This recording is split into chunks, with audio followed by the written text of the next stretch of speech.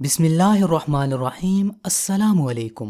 عشاء کے بعد سجدے میں یہ دعائیں پڑھیں۔ جب عشاء کی نماز پڑھ لیں تو نماز پڑھنے کے بعد 2 نفل پڑھیں۔ نفلوں کے کسی بھی ایک سجدے میں 3 مرتبہ سبحان ربی الاعلیٰ کے بعد یہ دعائیں پڑھیں۔ حسبی اللہ لا الہ الا ہو انک سمیع الدعاء سبحان اللہ وبحمدہ سبحان اللہ العظیم۔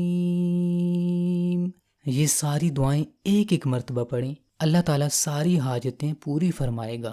عشاء کی نماز کے بعد 2 نفل پڑھنے ہیں۔